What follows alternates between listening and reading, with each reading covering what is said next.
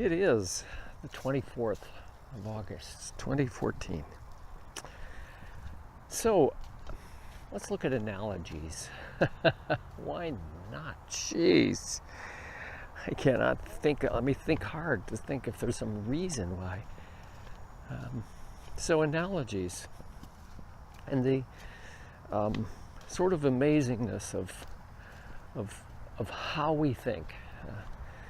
To look at our thinking and feeling and sensing world, how of making sense of things, of having an orientation of our knowledge, of knowing like where I am and what I'm doing. All of these things, there's a way of exploring these where we sense a certain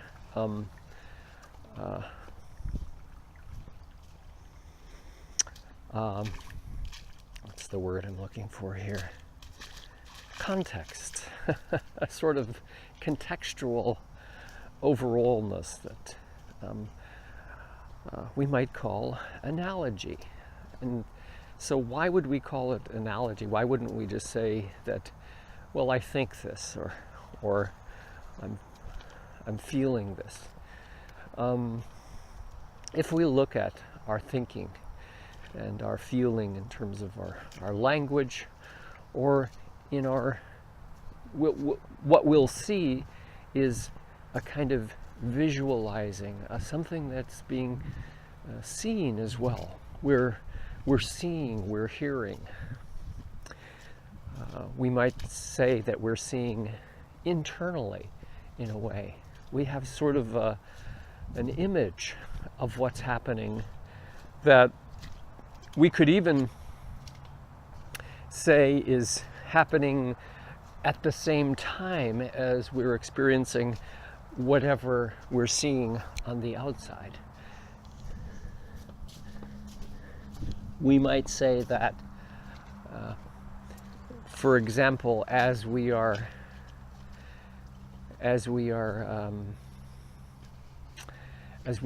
actively doing externally, we are sort of imagining a kind of inner activity, like climbing a mountain, like swimming, like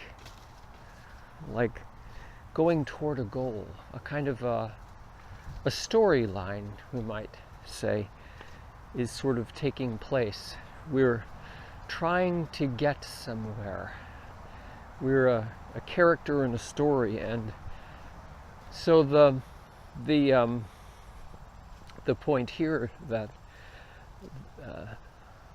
I'm exploring is the sense that there may be, that we can look at it as an internal kind of story that happens while we are engaged in whatever we're engaged with externally. So to sort of touch into this is just in a way to notice that there is this sort of basic directionality of internal and external, of what we imagine and what we see or experience externally, or what we could say actually seeing. And when we speak about it this way, it seems as though those two must be entirely different, like what's outside and what's happening, and then we could even use kind of a description like daydreaming, what we're imagining. It must be entirely something other than. It certainly can't be equivalent to. So there comes right away a sort of split, and say that where we can ask the question, how do we establish the truth of what our experience is? Do we look outside or inside? Is sort of what what we might find ourselves asking. Or so my exploration here brings me to a questioning of saying, well, what really distinguishes this internal from external, and what we might think of as a 180-degree sort of distinction and direction, is itself a very sort of basic dynamic of how it is that we are understanding experience. Directionality itself forms a kind of basic core sense of what's real and what isn't. And in the sense that it establishes that there is such a thing as a direction, that there is an external and an internal, we have, in a way, we could say, there's a sense of establishing a sort of, this is the way it is. And that is what we might call an aspect of analogy. It's like this. There's an inside and an outside. There's directions. What's happening out there, what's happening in here are two different questions. It's as though there are two worlds.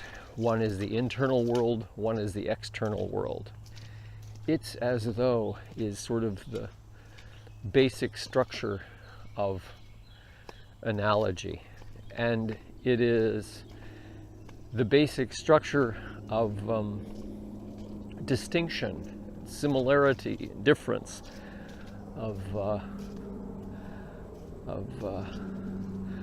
it's an establishment of a context for relationship in various ways.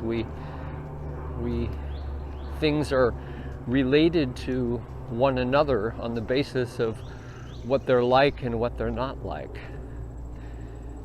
So there's a sort of establishment in this world of analogy of those things with which we are associated and that we are not associated with. And we can sort of understand this in the sense that we can have an inner reality and an outer reality. And depending which direction we're looking, we can say, well, the inner one has nothing to do with the outer one, or has something to do with it. It affects it in some way, but it's not the same as it.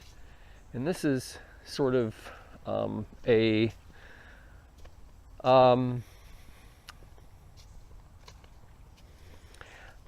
example of the relatedness of the polarity, the opposites, the contrasting.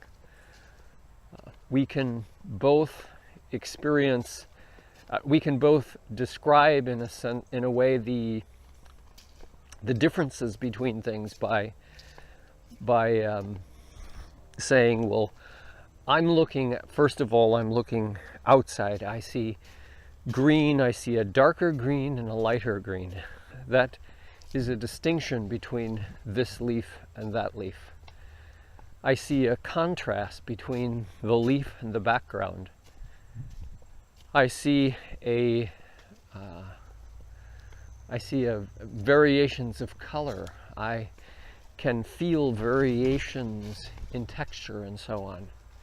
And all of these seem to have an outside experience associated with them. Now, I can also look inside as I'm looking outside. At least I can talk about it that way. So I can ask myself, what do I feel when I see this green? What does it feel like to see this? What is the internal vision that is, and I could say, associated with the moment of seeing this externally? What's the internal sensation, the sensing, the sense of motion, the sense of various different kinds of dynamics. I might describe pressure or lightness or heaviness or tensions located here or there, which sort of then I may notice from that there's sort of this in-betweenness of the inside and outside. It's, wait a minute, I'm looking at this and yet I'm feeling this, and it seems internal. I can look both inside and outside. I see this, but I look inside and I see something else. So there's this association between the contrasting and what we might call the opposite directional worlds of inner and outer. In the context of various modes of established sorts of professions and ways of exploring, such as psychology and so on, we might find an interest in associating the outside with, for example, triggers for inner experience. When I see a robin, this is the inner experience that is triggered. And we might then talk about it in terms of, well, what I'm doing, my internal experience, we're going to call a memory of the past, and it has something to do with not being here. So then here relates to what I'm seeing out there. And can I be just there and not internal? There are these sort of dilemmas which we manage to, in a way, explain away in a certain way with these different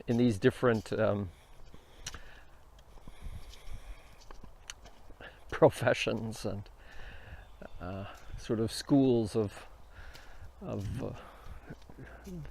institutional perspectives that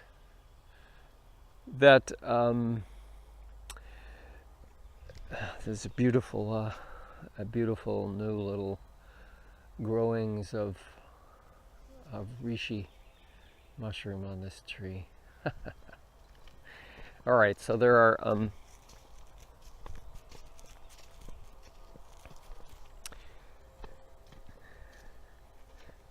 so somehow we in our psychology, and happens in science and religion, we have this sense of directionality, and we may choose a direction to be the truth, and yet we find that if we explore it, one direction is always, we might use a word like implying the other, or that the opposite always, there's always a flip side of the coin. And are we just dealing with the face of the coin, or are we dealing with the whole coin? So psychology jumps back and forth, looking at the inner world and looking at external as triggers, and questioning what's the true experience. Is the true experiencing internal or external? And so there's a desire in a certain way to establish the directionality of truth in scientific terms. In the science world, truth objectified means or implies in a certain way that that the truth lies in the direction of out there. That truth is primarily or exclusively external. In certain other disciplines, we may say that truth is the inner experience, and whatever is out there is really non-existent. It doesn't count. And then we might also say that the inner and outer are in a dance, and our aliveness, our experience is a dance of the bothness of directionality, of the every directionality of experience. And in let's say all of these, we may think, well, I need to pick the right one. Is it science? Is it spirituality? Is it psychology? Is it the dance? What is it that's happening really? Who is it that I am really? What's the nature of the realness of my experience? And what's the, is there a conclusion that I come to? And what we might at this point sort of notice is that no matter what we, how it is that we answer our questioning, we may tend to notice that there is a way of understanding the answer that establishes what I might call an element of an analogy, a metaphor, a kind of a depiction, a story, a sense of what something is like. Capacity, there's a capacity that seems to emerge to describe experience. And the descriptions of experience are descriptions of what an experience is like. And we rarely find ourselves, although if it's like totally silent man or indescribable, we sometimes may find that's enough of a description. I ain't saying no more, but we even those are descriptions. Even those are a kind of establishing. They are analogies. They are what something is like, and this seems to be a sort of givenness in our experiencing, and if not in our experiencing itself, whatever we may find that to be, at least in the way that we understand or speak about or see ourselves as an experiencer of something. Because after all, if there is an experience, then we assume in some way that we are the experiencer. If something is being seen, we must be seeing it. If there's a feeling, There is one who feels it.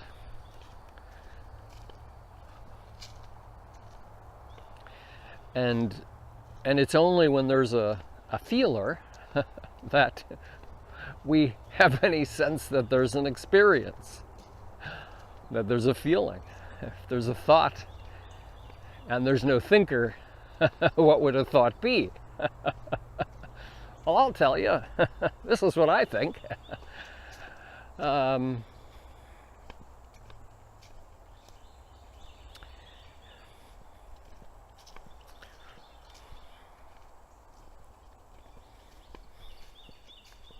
So what is it that then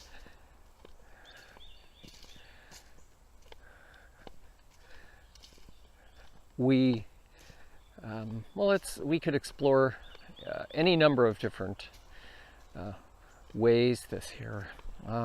Let's say that experience of the experience, and when we use the word here, we'll describe it as a sort of as the entirety of the dance, with experience and experiencer and the setting and of the experience, the environment, and so on. Let's say we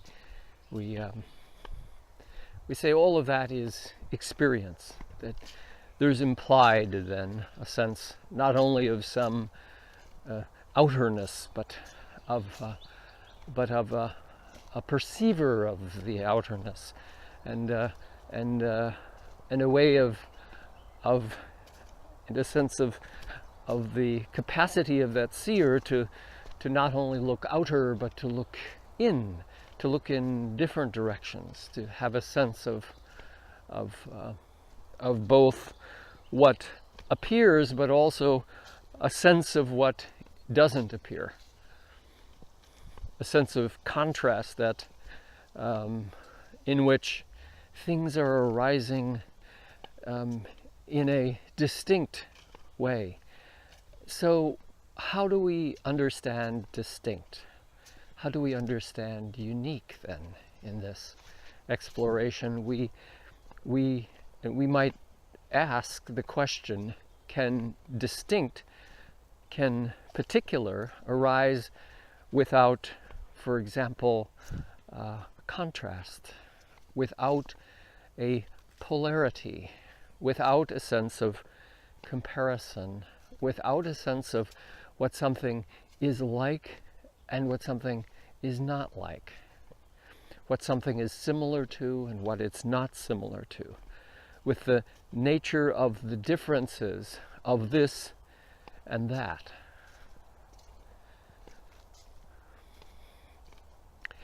And if we raise these sort of possibilities, the sort of field of inquiry in which these are sort of questions that are available to be explored, then we can sort of we can take any kind of experience and explore it. Any sort of perspective of experience, whether it's, hi, I'm the experiencer, and this is what I'm experiencing. What are the directions? What's my reaction? What am I instigating? How am I affected by? How is my position different from? How does my understanding of this differ from? Is this a thing that can be seen from different perspectives? If that's the case, is there somebody else looking at this thing and having a different opinion about it, or a different idea? And whose idea is more true? What are the ways that I measure and compare my experience to another experience of something is it similar, or would it be the same? Is there such a thing as the same in this whole experiencing inquiry? What does the same, what might the same mean?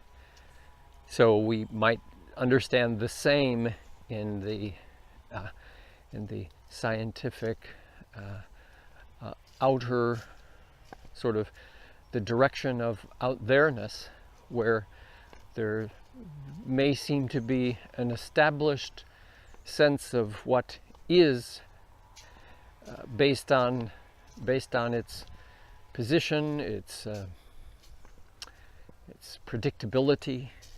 It's established as being actually and really here. And so then, if I see or experience in some way the reality of that outerness, that thing, that process, or that that particular object, and as I look at where it's going, what it weighs, what other qualities it has in this world of objectness, I might be inclined to say that my experience of that is that I'm seeing it the way that it is. I've established the parameters of isness as these externally directed measurabilities of a particular object, and in this measuring, I determine that whatever does not understand the absoluteness of this thing from this objective perspective is in some way contrasted to my understanding in a way that it is shows itself as incorrect rather than correct, being not true as opposed to true, being not real, not actual, as opposed to actual. So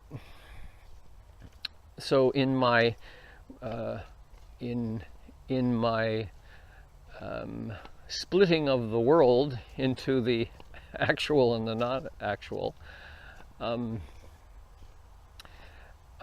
we have a basis for comparison, and the sort of ground in between is in a way, all of it is in a way not quite at the truth yet. If I don't see all of it, if I don't understand all of the particularities, then I'm yet to understand the absoluteness of the truth. And this absoluteness is all in sort of the direction of what we might call externality, and the nature and the physics, the particulate physics of things and their positions and their directions and their relatedness to other things and the qualities that things have. But already in such an assessment, we are analogizing. So this exploration of a let's say a kind of external perspective of absolute realness is contrasted with this what seems to be this unrealness, made-upness, these ideas which cannot be proved or measured or shown or so on. They're just what they are, but they aren't the truth, whatever you call them. Already this way of speaking establishes a kind of analogy. And so the analogy here is that it's like it's like there is a direction that points to the truth and a direction that doesn't. It's like truth is an absolute, and everything short of such an absolute, anything other than, is then inaccurate, not true. So what the meanings that are established by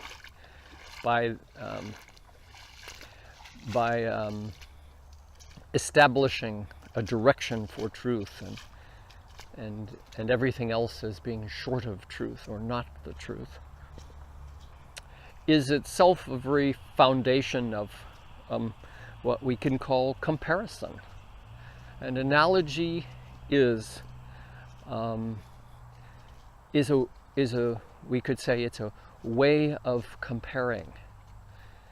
It is a structure that is itself sort of comparing. It is comparative reality. It is reality that stands on its comparison with what is not reality. It is a way of, at a very sort of, we'd say, basic level, it's a way of establishing what is on the basis of what isn't, of establishing the value of one thing against another which has more or less of that value.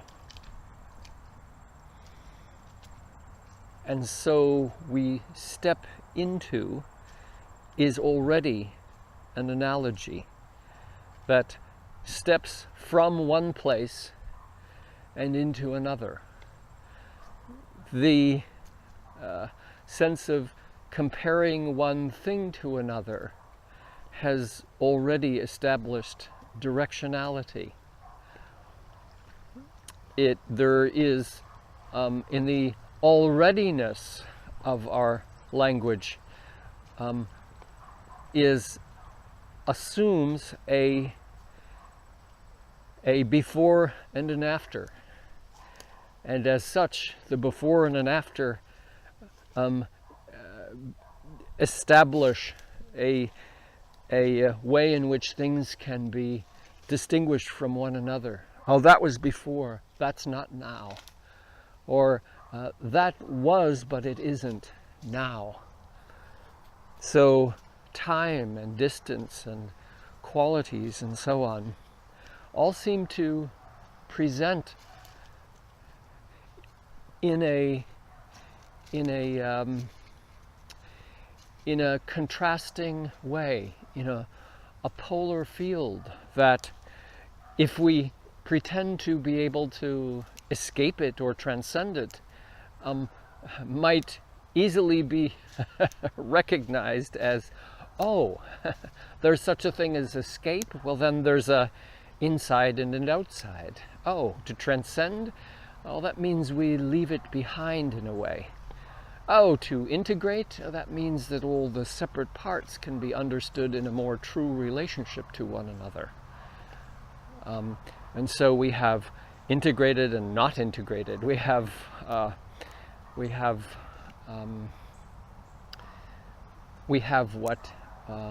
what is shown to be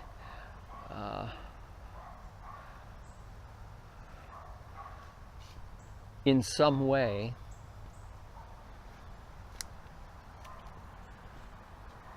real compared to what is less real.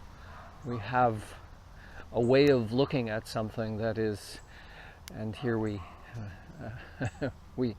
can use the example of polar and unified, for example.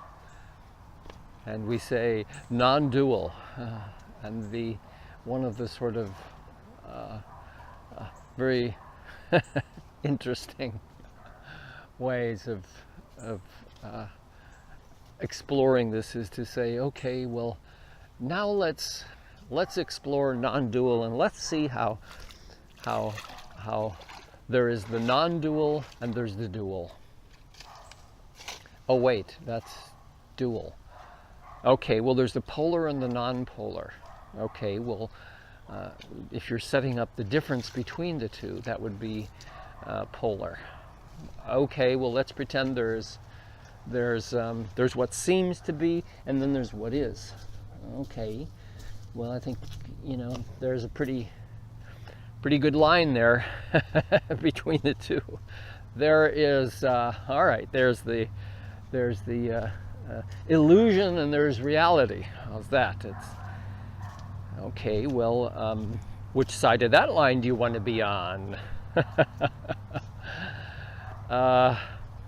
There's the one who's aware and the one who isn't aware. There's the one who's enlightened in some way to some aspect or quality, and there's the one who isn't. There's the one who sees and understands, and then there's those who don't, and we establish the positioning of the non-dual and enlightened and understanding and truth. We establish them by, in a way, understanding them as firmly opposite of the polar and the imaginary or unreal, the what's false, and so on. And is there any so-called way whatsoever that some thing that we might do that could change that? Well, if there were something we could do, the question would be, well, then would we end up in the real truth, in the real reality? At some point, can we see past, this obstruction and enter into the world of no obstruction? Or does no obstruction always claim its place by comparison with something's in the way, or with some kind of obstructed reality? Are we looking in our searching by the very nature of searching for something within this comparative field? And what does that mean? What does it mean to be searching then? What does it mean to be seeking in all of its forms? What does it mean to be, wanting to establish the truth of something, or wanting to discover how something really is? Is it always an understanding that needs to be compared to what is not true? So the ways we speak about realization, truth, and so on are so interesting. They are.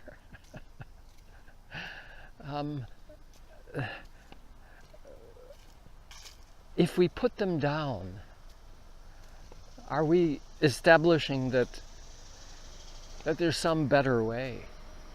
that there is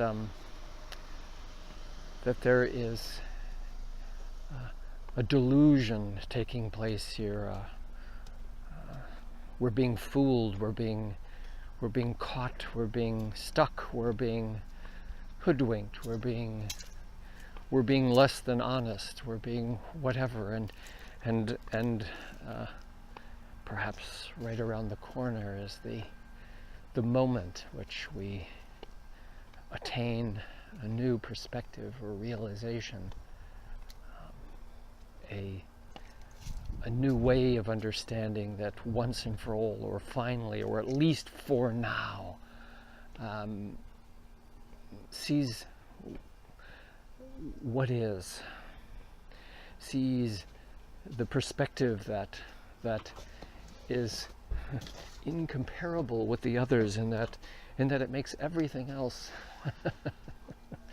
makes all those other ways of looking at things just totally wrong. It's incomparable in that it's the standard of comparison.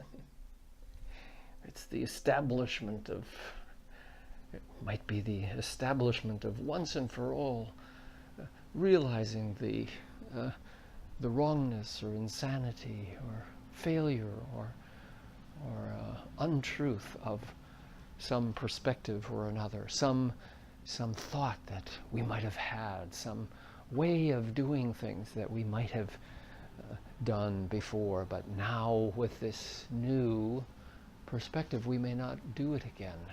And oh wait, I can catch that mistake too. I really can establish a hopeful reality in which my present sort of shortcoming can be understood, can be seen for what it is. So, how does analogy play into this? And to explore the sort of linguistic structure of reality would be one way to look at this, to take a look at self, that when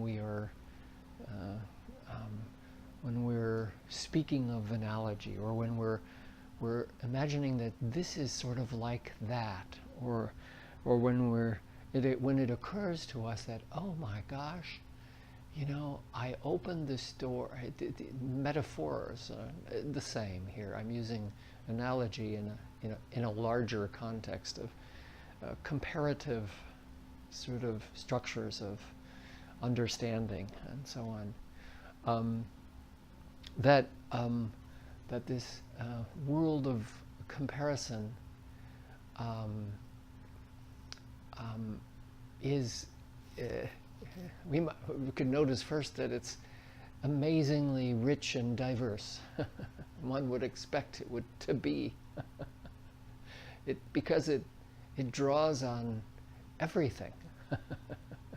It draws on every sort of process that we can imagine, and each of those processes, in a way, are similar to another.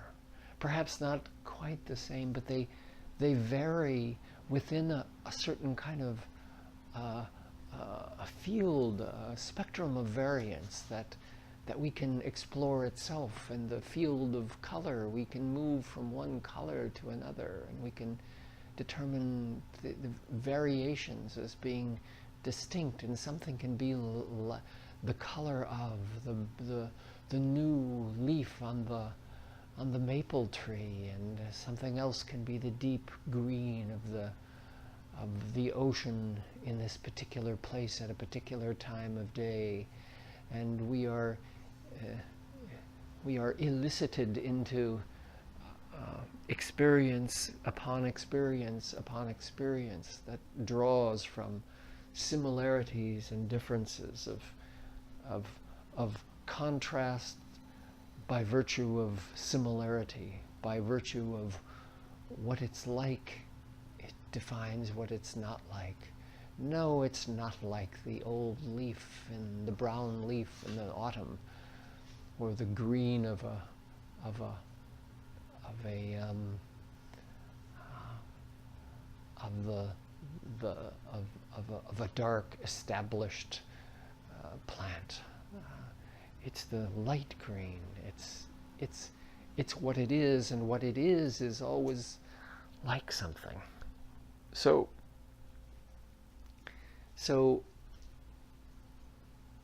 we can also explore processes in this comparative way, and we do. It's like I'm sliding down a giant slippery slide that has sparkly lights all around it, and it's like there's this sensation of sliding as though I'm sliding on silicon in a soft embracing with every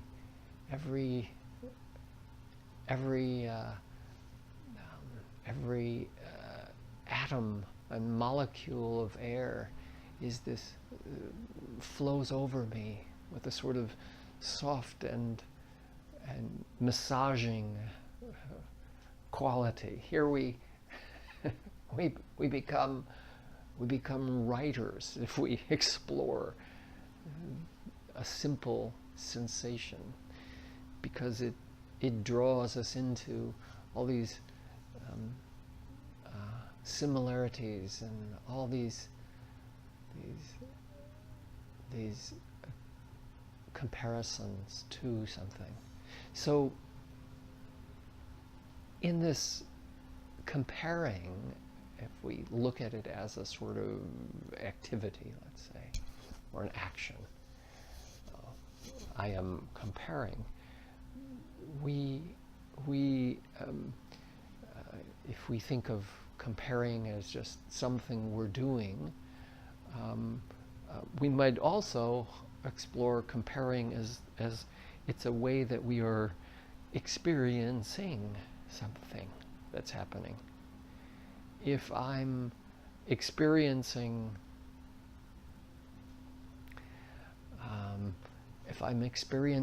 a drink of water, like a waterfall of light, of cool, refreshing, sparkling, turquoise light filling every pore of my body, that experiencing and comparing seem to be sort of merged, we might say. They, in their comparison, we notice this quality of comparison that is a kind of coming together connectedness, that the line between the two, while we might in some scientific sort of mode of exploring say that they're distinctly different, we might in describing our experience of drinking the water to someone use a kind of comparison and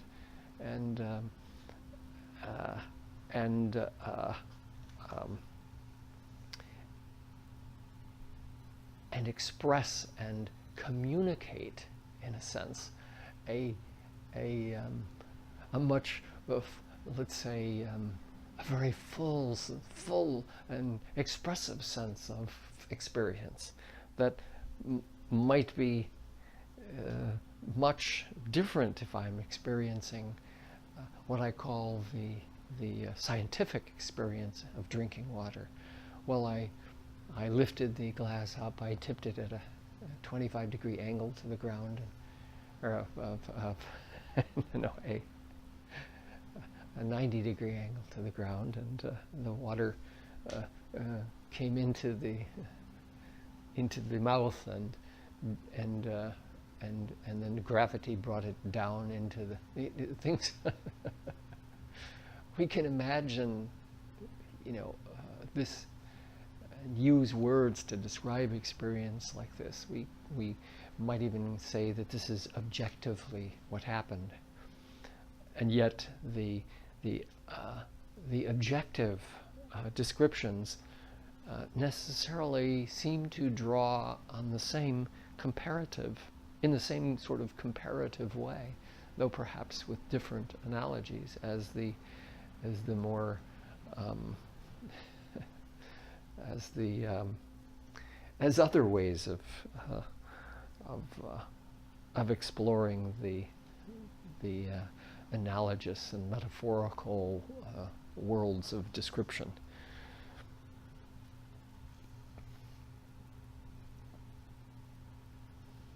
The angles and the qualities of gravity and the colors and all of these are established. Everything that we use in the scientific realm, for example, of being objective qualities of physics and so on, that we might say we'll use that in describing the experience. Use objective physics. We might notice if we do that each of the sort of qualities that we have assigned as being the basis for physics are themselves sort of fields of comparison, so that weight and distance and angles and so on are all established as within comparative fields. The weight is more or less, the angle is more or less, and compared to this, and in relation to this, the angle is this, and the color is on a spectrum in which there is a variance, and if we explore more these objective qualities, we find that in this comparing, that the sense, this sort of statement of objectivity is a kind of exactness of established reality, in a way where, well, if it's objective, it is what it is. And yet, if the closer we look, the more we explore, the more we find that as in the geometry of fractal geometry, that the borders and boundaries are not exact. That they continually they elude us in some way, and so these descriptions, these analogies of something ephemeral and uncertain, as in quantum physics, sort of creep into our objective, our insistence that the world is objective and that things can be described objectively, and that there can be such a thing, and that there is, as an objective experience, that is absolute in its qualities and its measurability and so on. Yet even in all, and the closer we get to absolute, the less we are able to establish, using the quantum words, the certainty of something. So even no matter the direction, sort of the ways that we describe things, whether internal or external, these sort of directions seem to play within and dance with the dynamics of comparison and contrast and variance and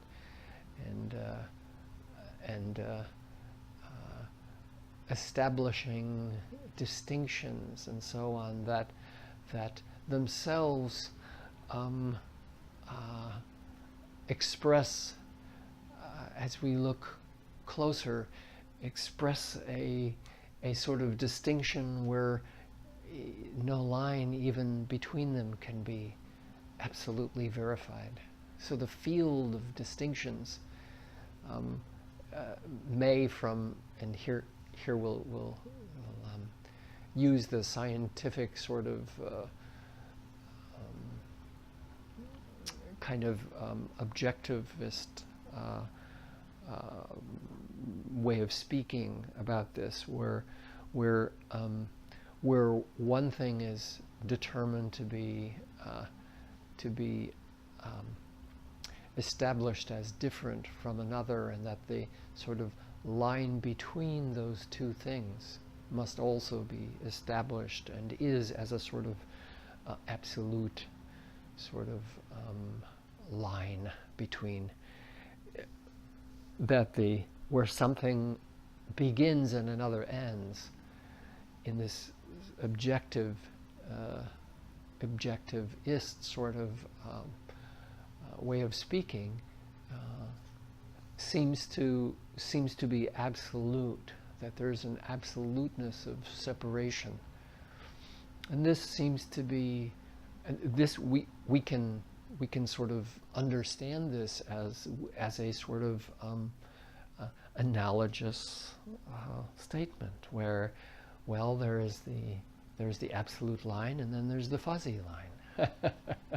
The hard line, the absolute separation between one thing, where one thing stops and another ends, is the whole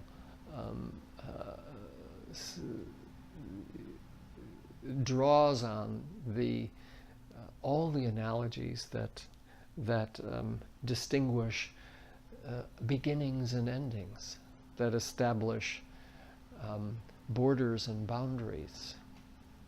And whether we call a border solid or fuzzy, we draw on this sense of sort of both an absolute, that it's there and that it isn't. Fuzzy borders makes no sense unless there are absolute hardline borders, and vice versa. They play within that particle or wave paradigm, as in quantum physics. And we look at the paradox of analogies and descriptions that are, if we explore them, we might say that we come up against them, but we also might say that what we come up against we can't actually find in an absolute way, that we may come up against something in the way of, but the more we explore it, we may find that that its border or boundary may in some ways of looking at it not be distinguishable from ourselves. You know, to explore the sorts of analogies in personal experience that describe the dissolving of boundaries is an example of this, and that describe the profound interconnectedness, which suggests an openness to what we call boundaries, and yet in a way acknowledges boundaries and particulars, just as we would in quantum physics acknowledge the particleness of a particle. Not only that, but to determine its weight and its size and its diameter and its radius and its mass and so on. So the world of analogies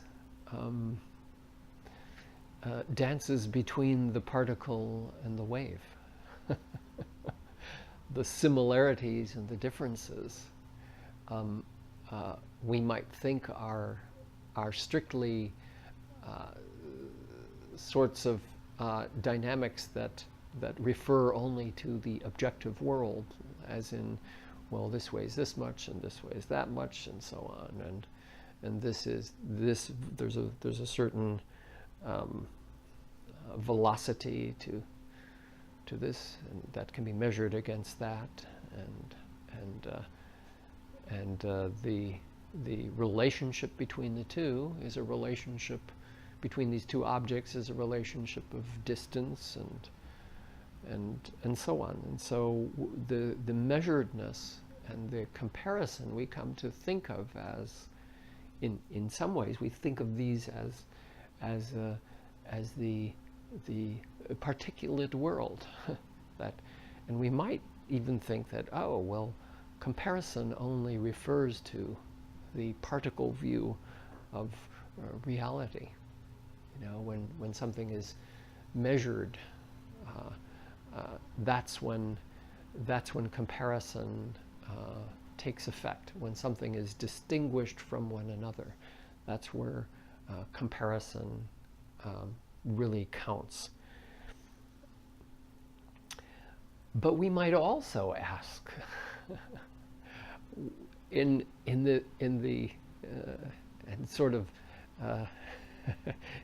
our analogous way of exploring, we might say, let's jump into the world of the wave, and into perhaps the dance between. Now, we think of between the wave and the particle. We think of between in the particulate way of understanding to be measured, a sense of distance, and so the word intimacy might mean closer to, a sense of more intimate or less intimate, more closer and further away. We might think of, might be able to use our sense of intimacy with a way of sort of measuredness, whether we're using it in an emotional or psychological way, or in a measurement of with the yardstick, in which we usually call it closer and further away. But when we find ourselves exploring the waveness of being, here we might even say, well, we have the particleness and the waveness of being. And we might find a really interesting question to be, well, how do we distinguish the two from one another? And here, then this question of, well, the difference, or the difference between the two, and it could be what? And it's a really interesting sort of conversation that we might have, because it seems that there's a kind of a language associated with particularity, with measurement and comparison in terms of location and qualities and amounts and so on, that seem to be in what we might call the domain of the particle view, or particulate understanding. And if we suggest the waveness of being and say, well, what's the language that waveness might speak in, we might be left somewhat speechless. We might say, well, let me say one thing, it's certainly different than particulate language. And as soon as we say that, we notice that what we mean by different is we mean it's measurably different. So then we treat waveness like another thing, like another particleness of particularity. So there's an interesting way in which we, we find ourselves sort of trying to describe waveness using the comparative structure of particulate language, we might say. And yet, we have poetry, we have Rumi, we have we have mystical writings, we have all sorts of nonsense, things that don't make sense now, of things that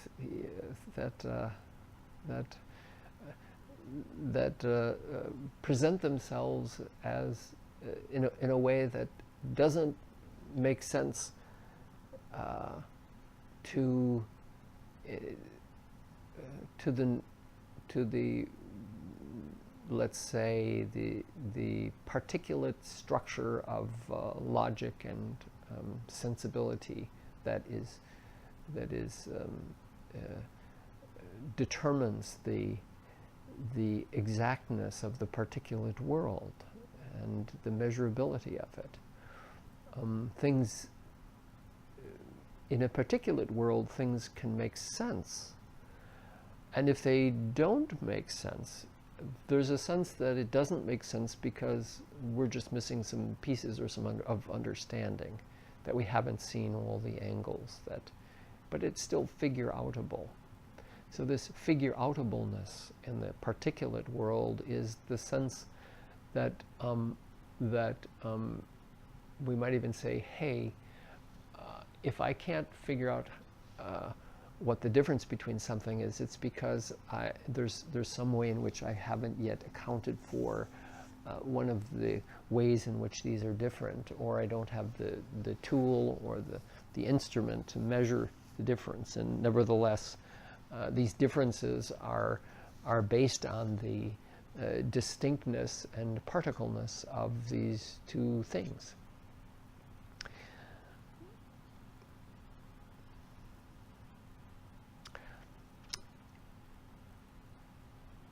So, in the world of waveness,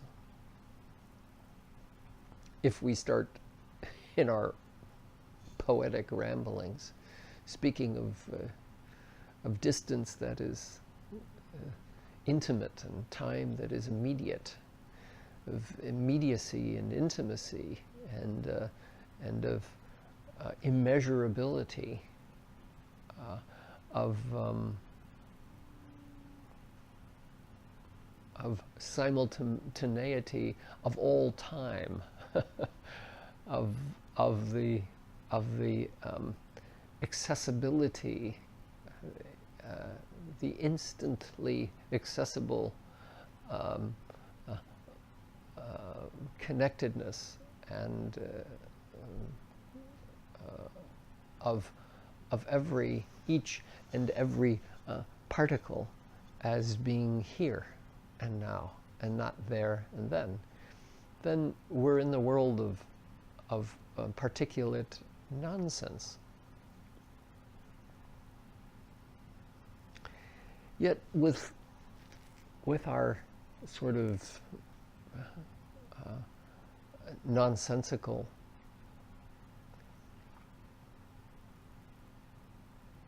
poetries and suggestions, there is this sense that somehow, and let's sort of include in that the nonsense of quantum physics, the statements that don't make sense in accordance with what we call the ways that things are understood. It doesn't make sense that something is something else. It doesn't make sense that something is not in a location, and the something here is the waveness, the beingness in its waveness doesn't respond to analogy in comparison in the same way that the particleness does. And so the sense of non-local while in one sense might feel like a sort of opposite, which then can be mapped on a map, it confounds the map in a way, not as being something that's somehow hidden, but and then in a poetic way we might say it's hidden right in front of us, and it's not hidden at all. It's hidden in plain sight. It's not where we're going. It's where we are. These sorts of confounding suggestions suggest a sort of sense of ourself that we might begin to suspect is part of our understanding of life in a certain way. This is the interestingness of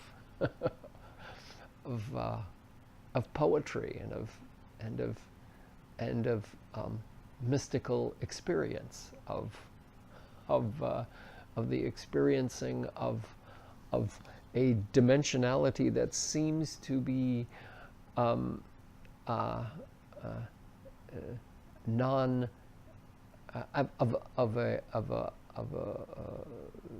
a dimensionality that seems not to operate in terms of its distance and space between and time as a linear movement. And so all the things we describe as going from here to there, and it's this and it isn't that, seem to be confounded in a way by this waveness of being. That the electron in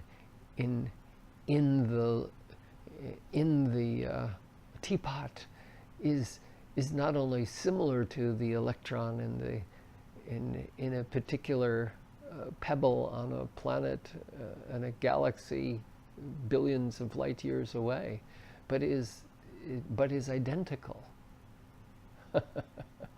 So identical, of course, doesn't really make sense in the particulate world, because if something is identical, it is what that is, and in the exclusivity of the particulateness, things are what they are because they aren't what they aren't.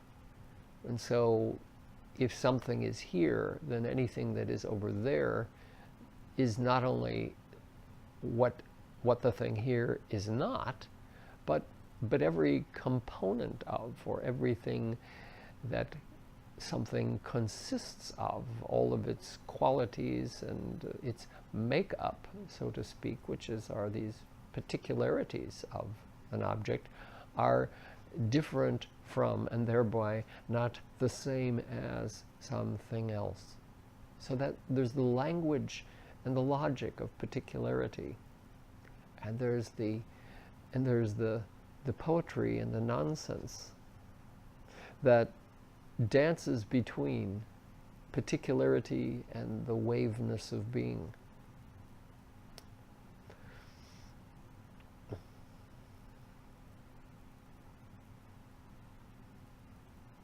And our analogies, it's so analogies it's really interesting for me to explore and just notice the analoginess of language, the comparison of language, and to notice how in the seeking of what we call a sort of freedom of an absoluteness of happiness or satisfaction or perfection, and so on. We speak about these in these are topics of discussion and of interest in our culture and in our individual lives. We talk about, getting to a place where this is so or that is so.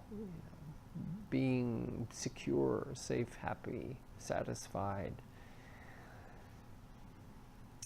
And we understand these things as a progression toward those ideals, for example, and with a kind of a hopefulness that what we're doing is going to get us there and not set us off in some other direction where we begin to lose this and that quality or capacity or possibility. And we cross our fingers in our hopefulness and find ourselves sort of, in a way, ever moving towards, and yet, in a way, never being there at that ideal. And in the way we describe our lives, we have a really interesting sort of mixes of this particularity and the sort of almost nonsense of the wave, the ways in which the waveness of being seems to perhaps find its expression in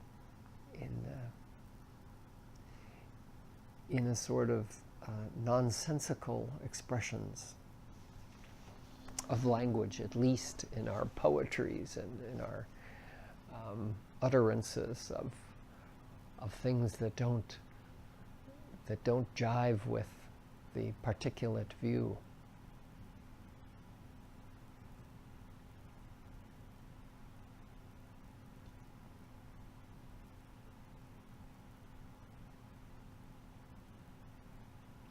So if we look at spiritual, so one way to explore this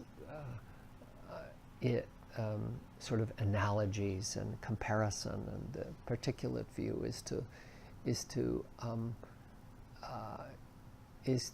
explore what spiritual paths and what various sort of schools of understanding, both spiritual and philosophical, and are saying about about what the line is, what is being suggested, what is being sort of established as being true, or what the recommendations are, or what in one system or another, what is yet to be learned. We come into a school and they say, aha, you're here, now you're ready to learn what we have to teach, and it happens to be what you're missing.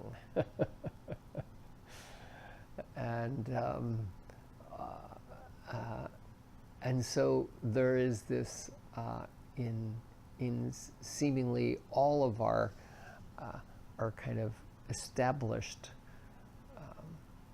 schools of understanding or enlightenment, there seems to be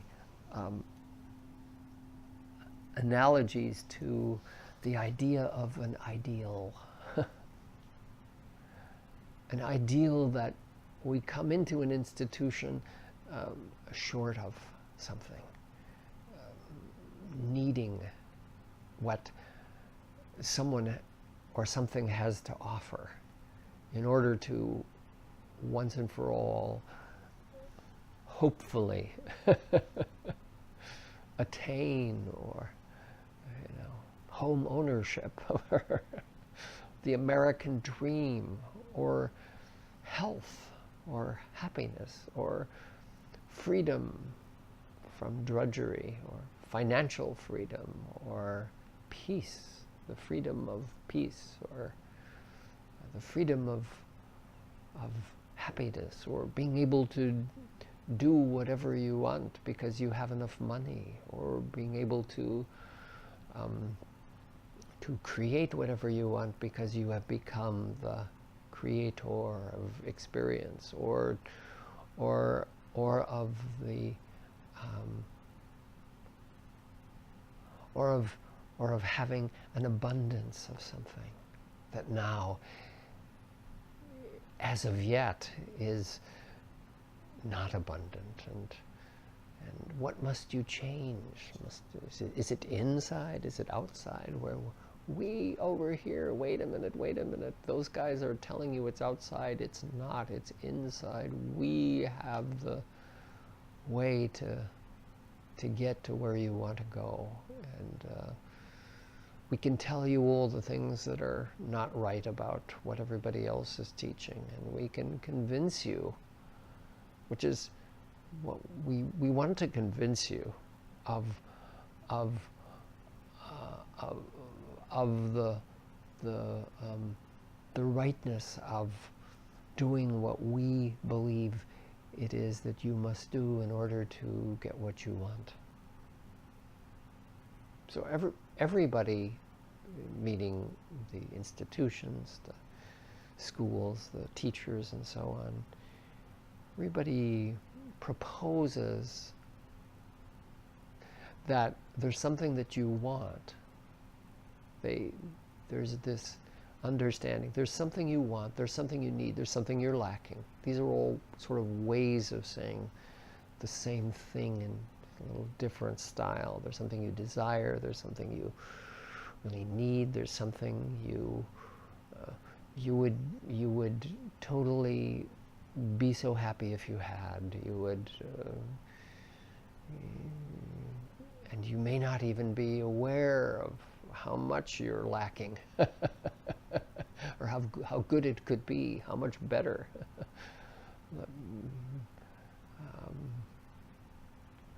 Or you may think that you've come to the end of a road. Well, let me tell you, the road goes on. Or you may think you've come to a roadblock and you can't get around it. Well, we have heavy equipment here. We have the method. We have the way. It's scientifically proven. It's experientially. We have lots of results we can show you. We have miracles. We have examples. We have testimonies. We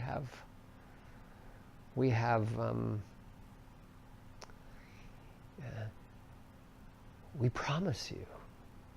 I guarantee if you do this, you have my personal guarantee. You'll get your money back. Or at least a partial rebate. So,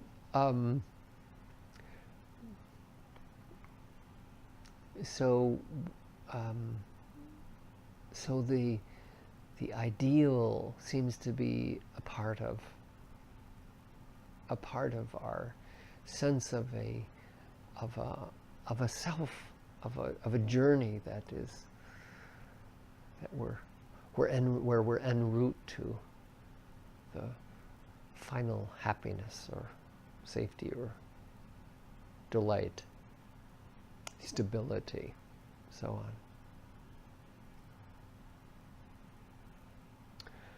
And we are, we might entertain some analogies here that we are sold bills of goods. We are sold this method or that. We are sold this belief or that. We are sold in that there's an exchange that must happen here in order to get to where we are hopefully aiming towards. We must give something up. We must sacrifice something. We must pay for it in some way. We must lose in some way in order to gain. We must sacrifice in order to attain. We must suffer in order to have our happiness. In order to know love, we must there's a trade-off here.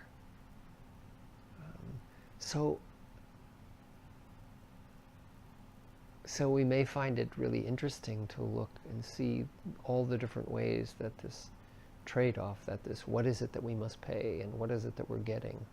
And we can look at this sort of basic structure as an analogy itself, as sort of a sort of basic structure of the sense that there is something incomplete, and it's called who we are.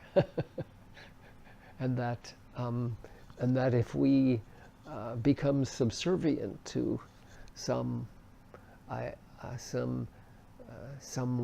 and somebody who has the key to the answer to the method for the goods that will complete and allow us to get to finally where we can be fully who we are, I might say, or all that we can be, or that there's someone or some thing or some belief or some action that we must take, but that it requires a payment, a suffering, a payment to someone, to some group, a loyalty, a sense of sacrifice, a sense of loss, and that we are in the initial days of our association with this new hopeful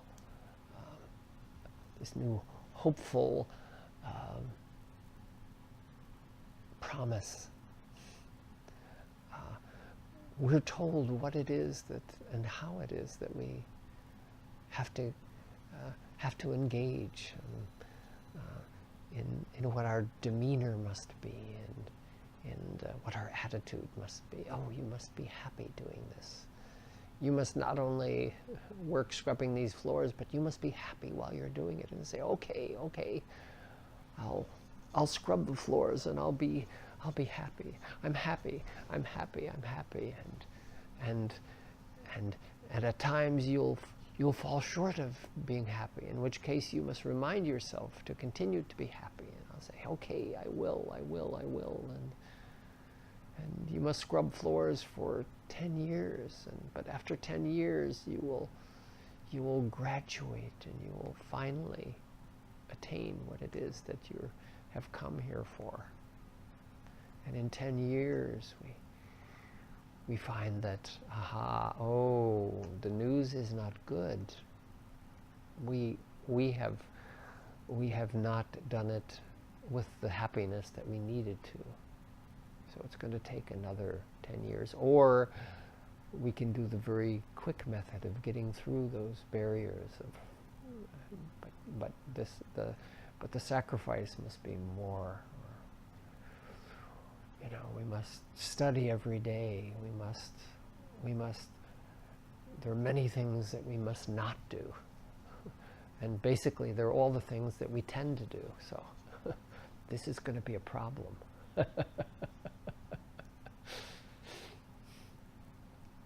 So these are the kinds of things that we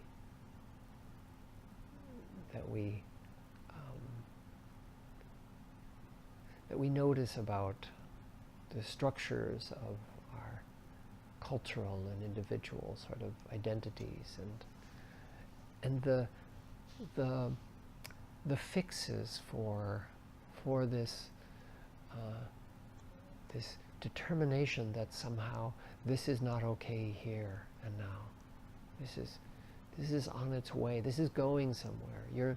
You're not enough as you are. You're not good enough. You're not smart enough. You don't have enough shit. You don't. And the shit you have is not screwed in, so you're going to lose it.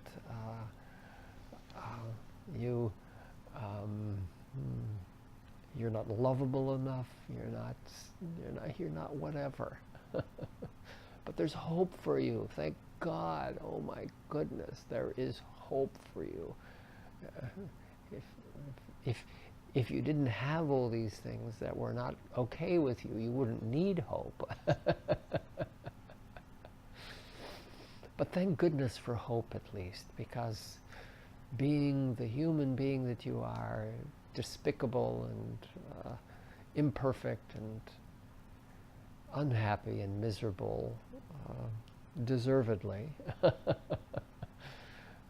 thank goodness at least for hope, and thank goodness for this solution to your problems, which, thank goodness, will offer me a living.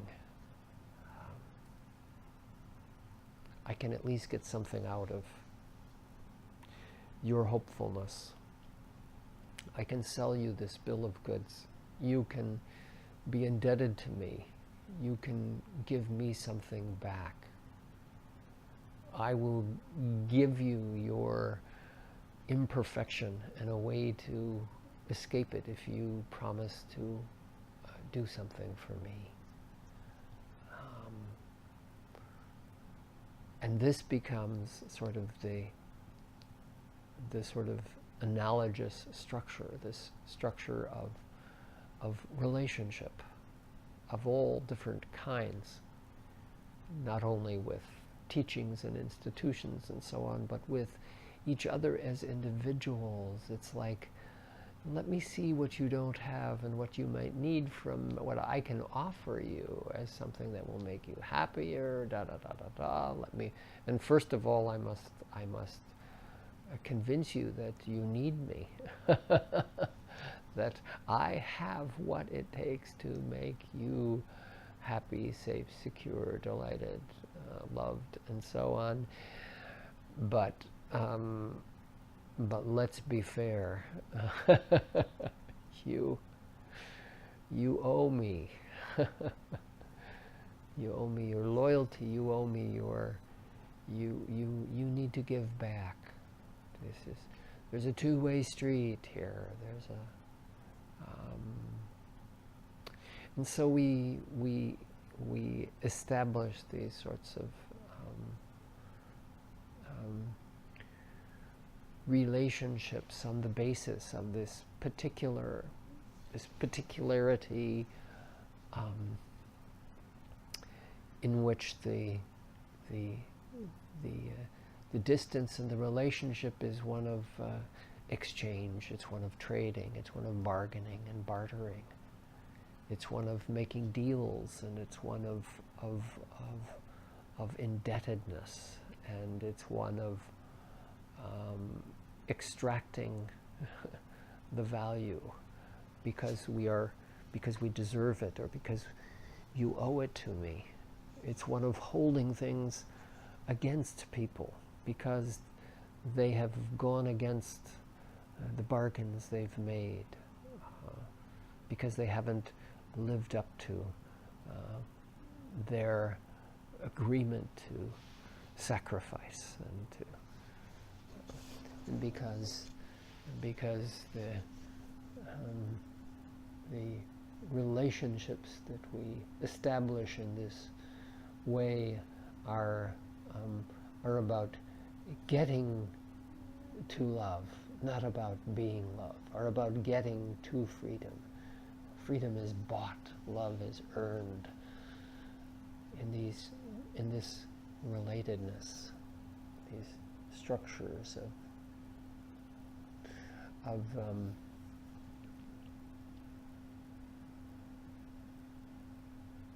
of identity within this particulate view. But this is not simply a particulate view. A lot of this, what we describe, it can't be necessarily just described in mathematical or scientific terms. What about all the emotion and the coercion and so on? How do we account for this in terms of a particulate view? It's seen in the analogies that seem to play are a sense of this balance. There's of the indebtedness of I've given more than you, and you owe me this, and we see that playing out. We see the sense of something being yet ahead of us and yet to come, and so there's this anticipation which seems to be, sort of tied into the sense of distance and measurement. In the human way, the 10 miles that it is between here and there doesn't just represent a number on a page in a math book, but it represents the trouble that we have to go through in order to get there. The struggle that it will take to make our way through, and the obstacles that will be in the way. So we describe our journeys in life as being the stories of our difficulties in getting somewhere, of what we have to give up and what we have to put out, and the little tastes of nourishment that we get along the way, and the hopefulness that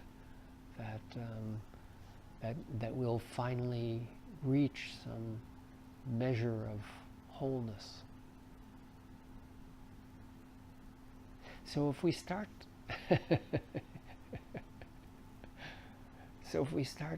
bringing in, let's say, the question of, or the inquiry of, well, what's the wave view here? What's the sense of intimacy and all sort of alreadiness that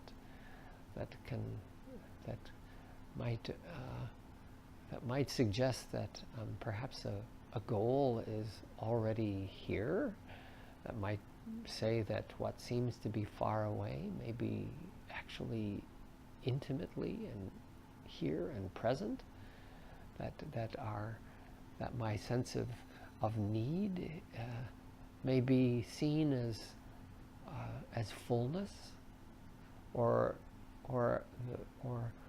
the sense of burden might feel to be empty. These suggestions might at first sort of be like tintillatingly suggesting that oh, well, if there's some way to get something quicker, or to get it all at once, I'm all for that. But those sort of hopeful suggestions may sort of turn into the quick fixes, and we have a weekend course that will get you where you've been trying to go for 10 years, or read this one book, it'll change your life overnight, things like that. So is that the intimacy? Is that the immediacy we're talking about? Are we talking about, I want it now and give it to me now? And or are we in the waveness of our of our beingness? Are we exploring something that confounds even these analogies of quicker, faster, better, more? Is the always and all readiness of being, is it perhaps in some interesting way already compatible and not objecting to and not trying to change what is in its particular expression, expressing itself? Is it perhaps a kind of parallel universe of already and always okayness? An okayness that is not simply the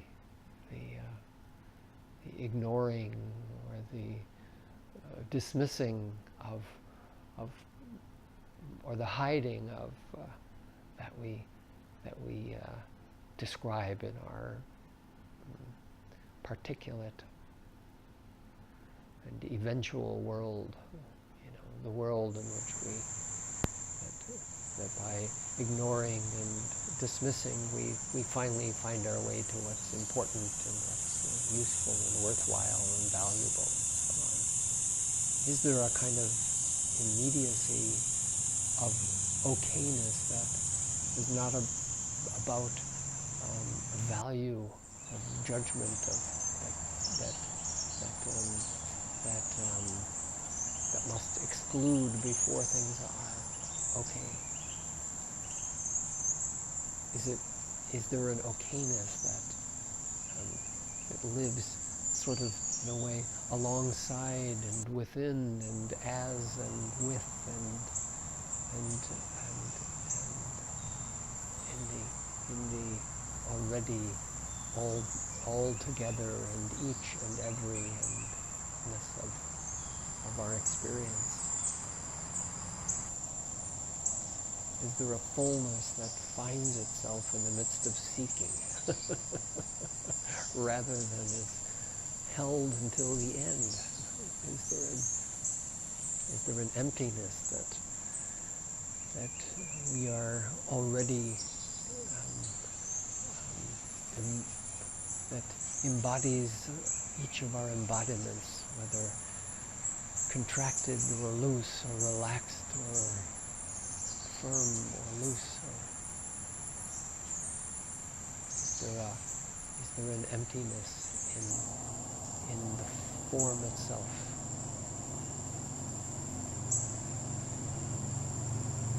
Is there an openness to boundary?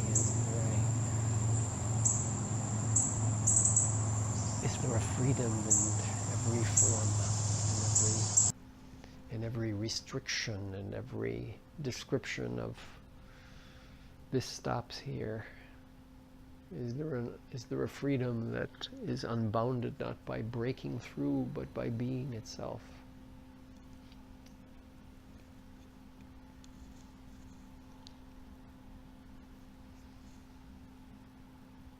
Is there a love that is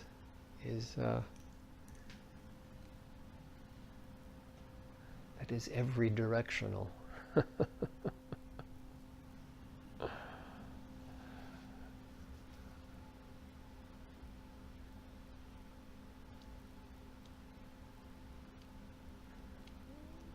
Is there a balance that is never out of balance?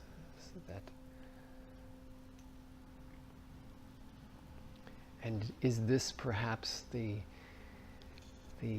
complement of both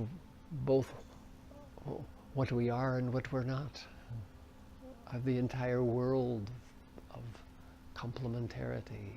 Is this the complement of that? Is this the in-betweenness of form and emptiness? Is this where we live in the allness and the no-thingness of it? Is even our most firm insistence on either the attainment of freedom or the holding on to what we have, or the destruction of what we don't, is even each and all of this expressing the dance of the alive no-thingness and every and each thingness of beingness? And are we looking for the answer? Yes. Is our suggestion a suggestion to accept something? Or a suggestion of being that is already found, already expressing, always, not waiting for? Is our patience, is there a patience waiting. Freedom that is not free from. A love that is not seeking love.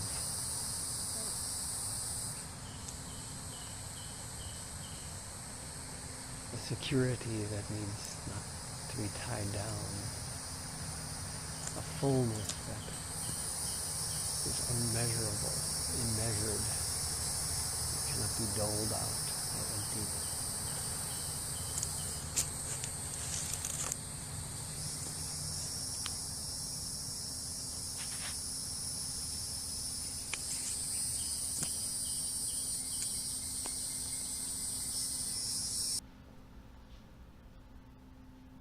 And can any of this be bought at your local store? Or from your local teacher? And what is it that we buy at the stores? What is it that we're taught? Is there something sacred and then something not? You know, do we find our sacred space by declaring everything else illusion or unimportant?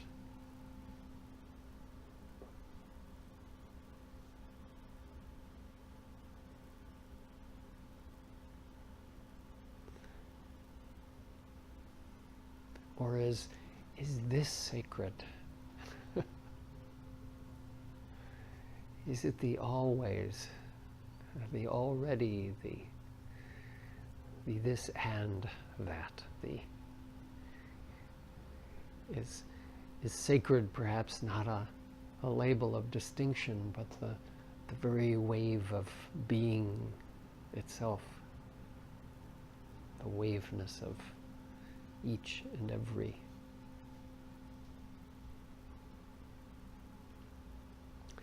So what happens with the question of how to live? Because the questions don't go away, we continue to ask, well then how do I live? And we're in a way perhaps looped back to questions of exploring and looking at our understanding and how we and our motivations and our attitudes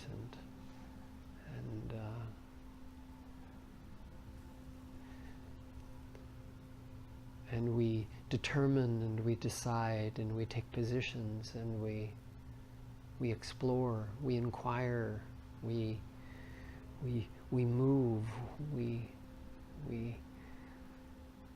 observe in directions and with a dynamism. And in all of this we may notice that we are alive in our being of who we are as this and within this and with you and all of this. And perhaps we might consider that as we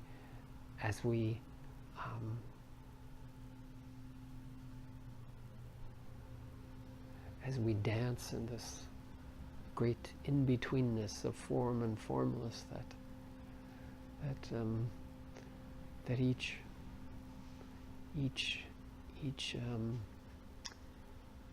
expression of form becomes a sacred object, and our dance is the sacred dance,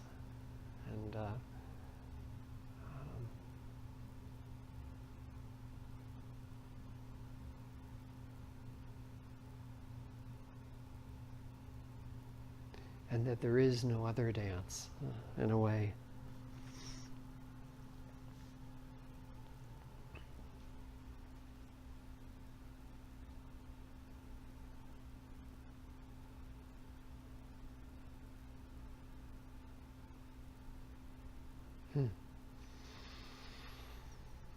Alrighty then.